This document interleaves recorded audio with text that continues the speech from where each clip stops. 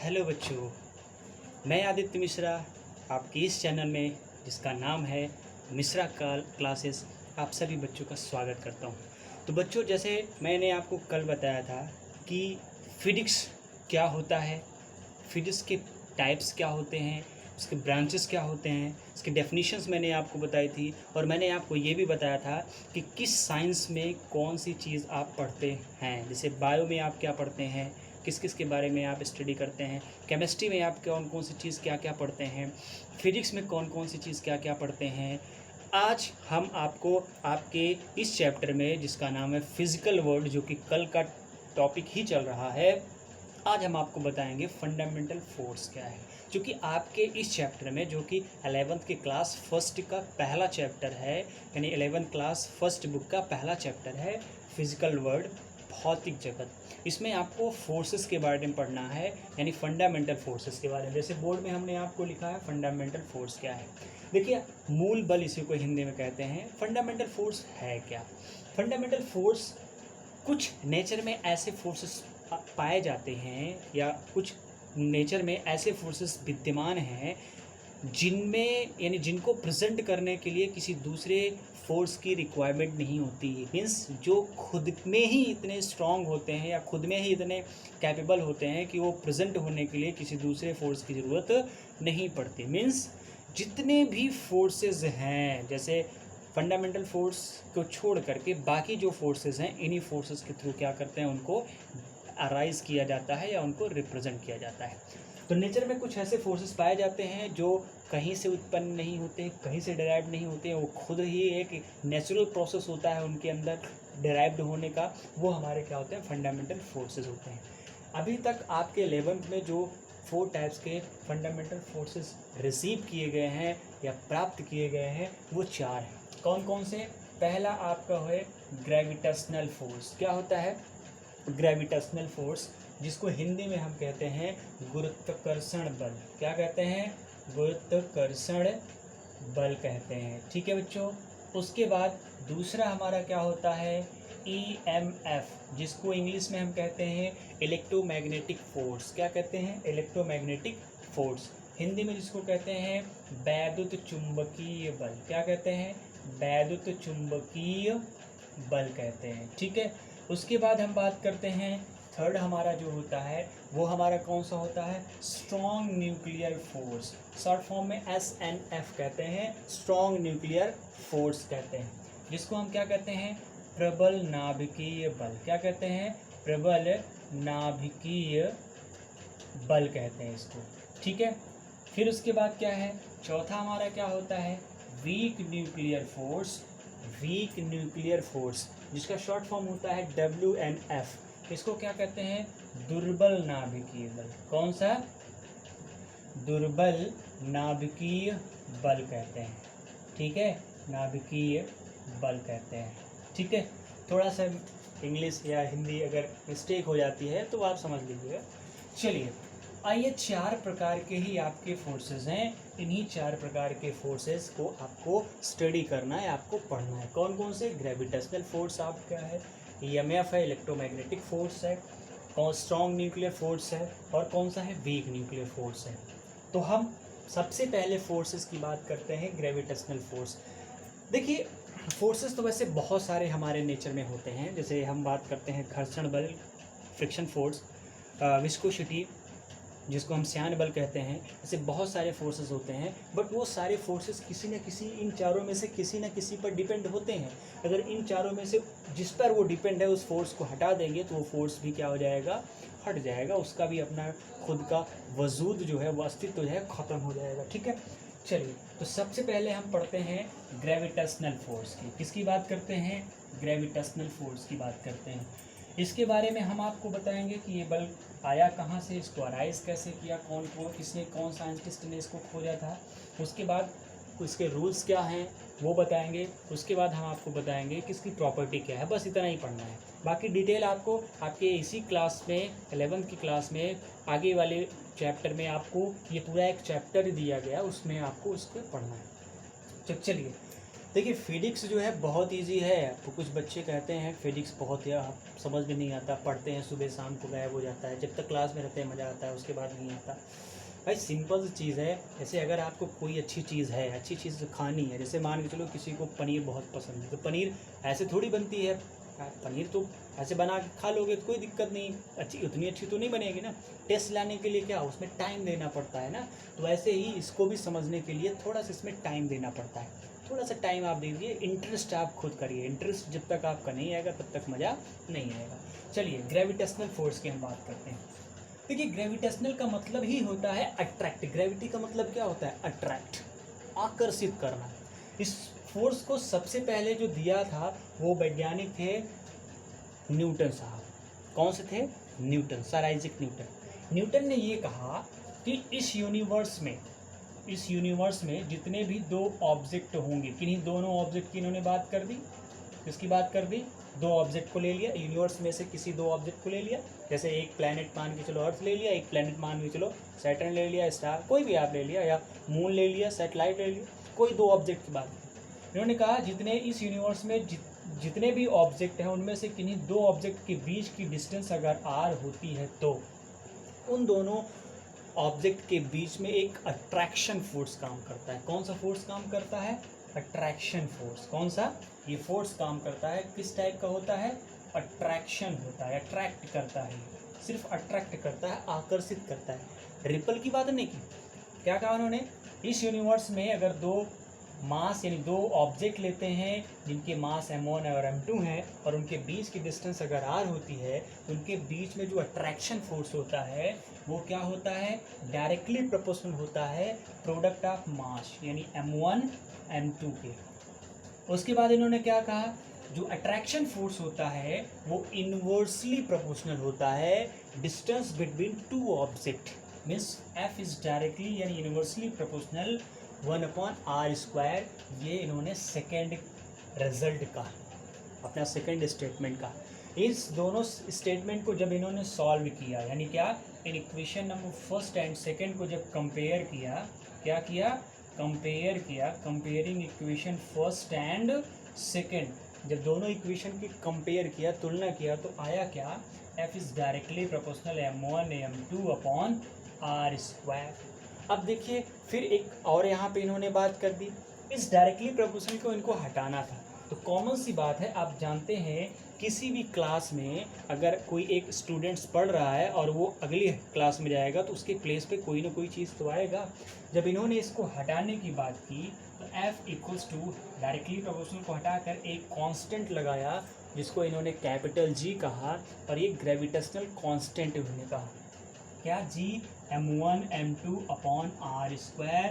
Where अभी मैंने आपको बताया G हमारा क्या है? कांस्टेंट है।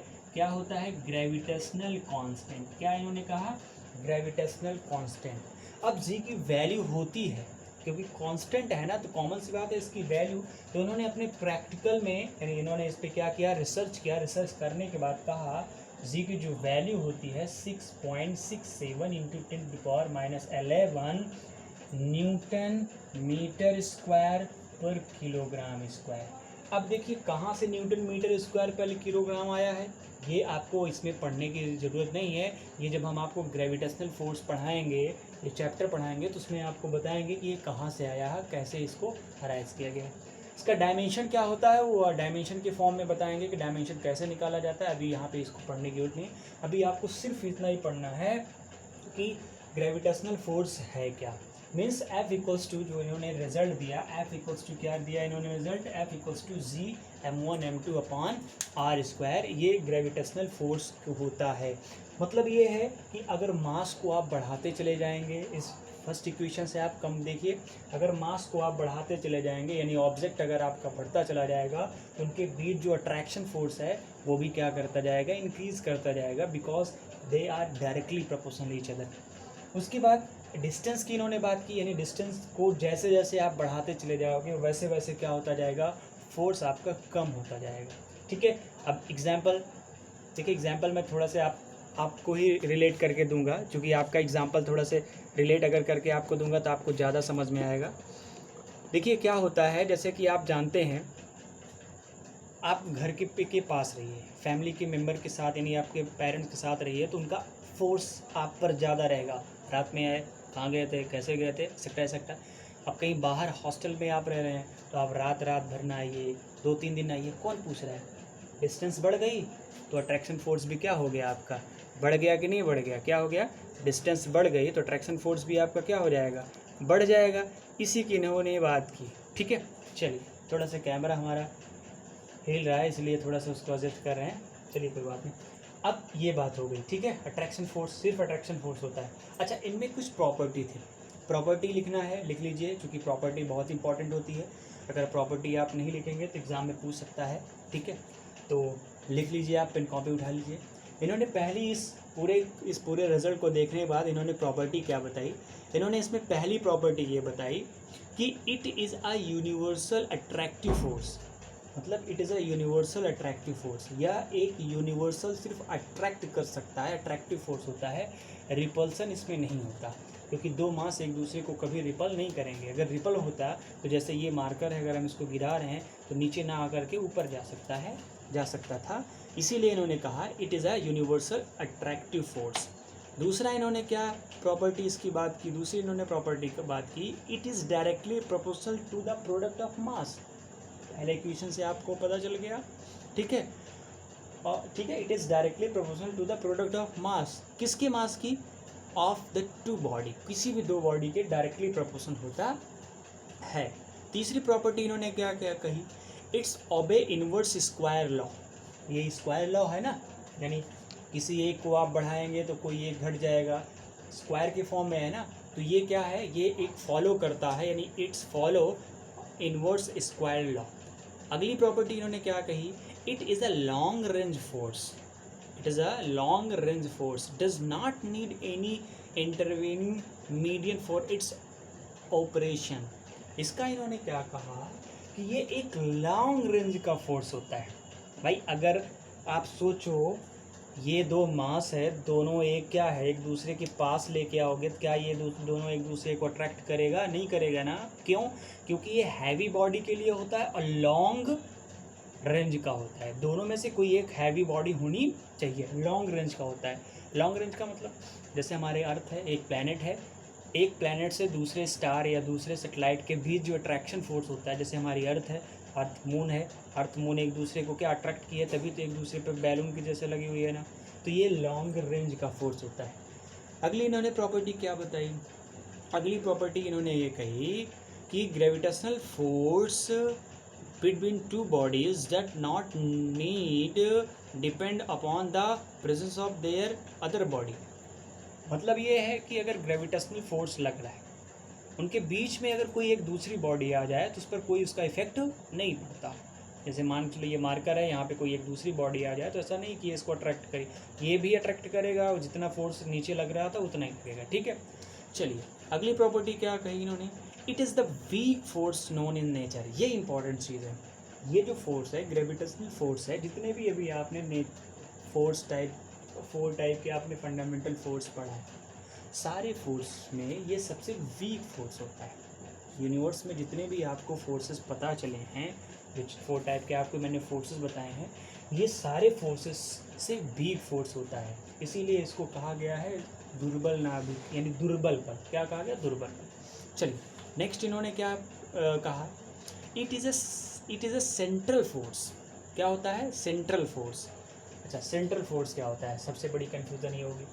भाई देखिए, ये M1 यहाँ पे है, ये M2 यहाँ पे है ना, इनके बीच की डिस्टेंस इसके सेंटर से लेते हैं ना, इसके सेंटर से लेते हैं ना कि उसके पूरे जो है अदर कहीं से लेते हैं, इसके सेंटर से लेते हैं डिस्टेंस ना, तो इसीलिए यह फोर्स क्या होता है, हमारा सेंट्रल फोर्स होता है, ठीक है। अगली प्रॉपर्टी क्या है इसमें है, अगली property, it is a conservative force. अच्छा, कंजर्वेटिव फोर्स क्या है, देखिए 2 टाइप के फोर्सेस होते हैं, एक कंजर्वेटिव होता है, एक नॉन कंजर्वेटिव होता है। कंजर्वेटिव फोर्स क्या होता है, कंजर्वेटिव फोर्स ऐसा फोर्स होता है जो बॉडी के इनिशियल पॉइंट और फाइनल पॉइंट पर ही डिपेंड करता है, उसको कंजर्वेटिव फोर्स कहते हैं।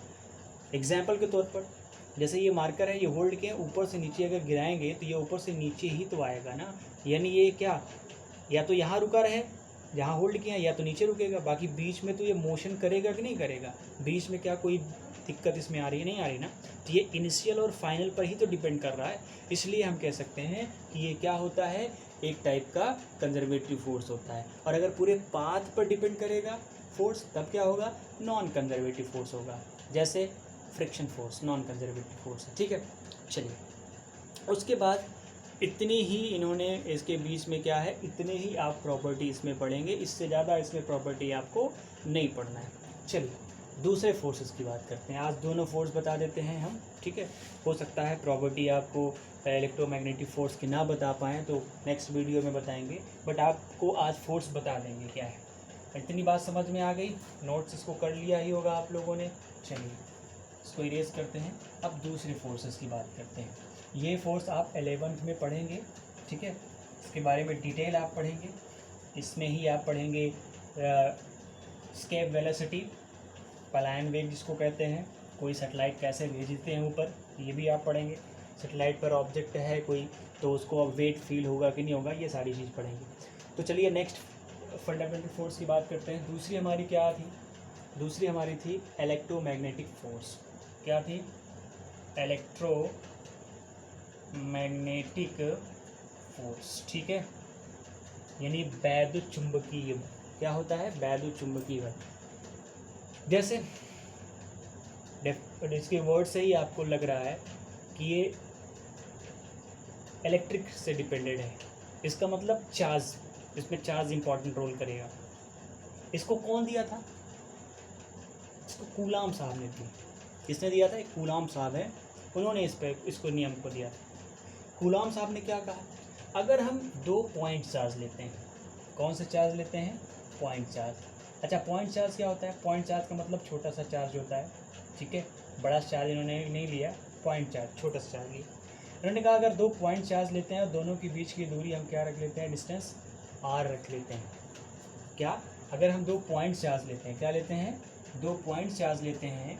ठीक है, ये आपका Q1 है, ये आपका Q2 है, और दोनों के बीच की डिस्टेंस क्या इन्होंने कर दिया, इन्होंने कहा कि दोनों के बीच की डिस्टेंस अगर हम r पुट कर लेते हैं, क्या पुट कर लेते हैं, r पुट कर लेते हैं, तो उन दोनों के बीच लगने वाला अट्रैक्शन एंड रिपल्सन फोर्स। अब देखिए इन्होंने 2 चीज़ की बात की, किसकी, अट्रैक्शन एंड रिपल्सन। अब आप कन्फ्यूज़न आ गया होगा, अट्रैक्ट भी कर रहा है, रिपल भी कैसे कर रहा है।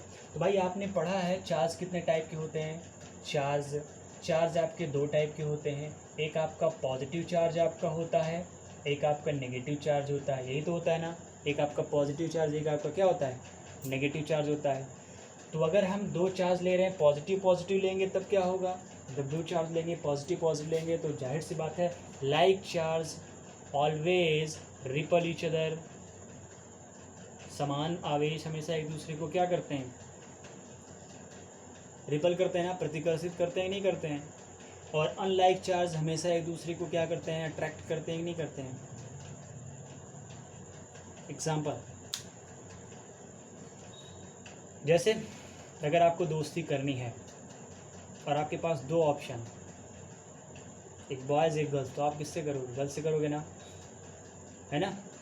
अरे बहुत मज़ा आ गया सर, है मज़ा आ गया, चलो इधर आ जाओ, उधर मत जाओ।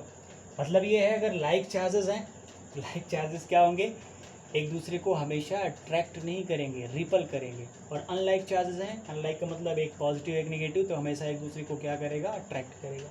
तो इन्होंने ये नहीं कहा था कि हम कौन सा चार्ज लेंगे, इन्होंने कहा था पॉइंट चार्ज लेंगे। हो सकता है एक चार्ज पॉजिटिव हो, एक चार्ज नेगेटिव हो, या हो सकता है दोनों पॉजिटिव हो। तो इन्होंने कहा कि अगर उनके बीच जो अट्रैक्शन एंड रिपल्सन फोर्स काम करता है वो दोनों चार्ज के प्रोडक्ट के डायरेक्टली प्रोपोर्शनल होगा। यानी चार्ज जैसे जैसे हम बड़ा करते जाएंगे, चार्ज को जैसे जैसे हम क्या करते जाएंगे, बड़ा करते जाएंगे, वैसे वैसे अट्रैक्शन या रिपल्सन फोर्स भी क्या होगा, बड़ा होता चला जाएगा। फोर्स कौन सा था, अट्रैक्ट का था, किसका था, अट्रैक्ट था या रिपल्सन था।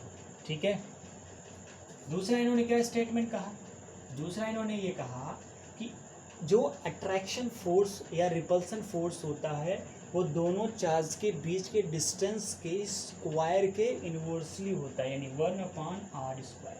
F is directly proportional 1/r²। ये दूसरा स्टेटमेंट कहा इन्होंने। ये आपको दिख रहा है ना, ये ग्रेविटेशनल फोर्स के जैसा ही है ना, बस उसमें मास होता है, इसमें क्या है, चार्ज। बाकी रूल्स सारे सेम ही। दोनों को इन्होंने सॉल्व किया। क्या किया? दोनों को इन्होंने सॉल्व किया। F is directly proportional Q1 Q2/r²। अब के को यानी डायरेक्टली प्रोपोर्शनल को यहाँ इन्होंने हटाया। जब डायरेक्टली प्रोपोर्शनल को हटाया तो एक कांस्टेंट के पुट कर दिया, Q1 Q2/r²। वेयर क्या है, वेयर के हमारा क्या होता है, कांस्टेंट होता है। क्या होता है? कांस्टेंट होता है, जिसकी वैल्यू जो होती है वो कितनी होती है, k = 1/4πε0। यहाँ पर स्मॉल के भी हो सकता है, या 9 × 10⁹ आपकी होती है न्यूटन मीटर स्क्वायर पर कूलॉम स्क्वायर। यानी जब आप कैलकुलेशन करेंगे मैथमेटिक्स में, यानी जब आपको कैलकुलेट करना पड़ेगा, तो उस कंडीशन में आप के की प्लेस पर यहाँ पे आप ये वैल्यू पुट कर सकते हैं, या ये इक्वल होती है। इसको क्या लिख सकते हैं, F = 1/4πε0 के Q1 Q2/r²। या आप लिख सकते हैं इसको F = 9 × 10⁹ आपकी होती है Q1 Q2/r²। ठीक है, ये आप लिख सकते हैं या ये लिख सकते हैं। एक चीज़ और मैं आपको बता दूं, यहाँ पे ε0 आया है। क्या आया है? ε0 आया है।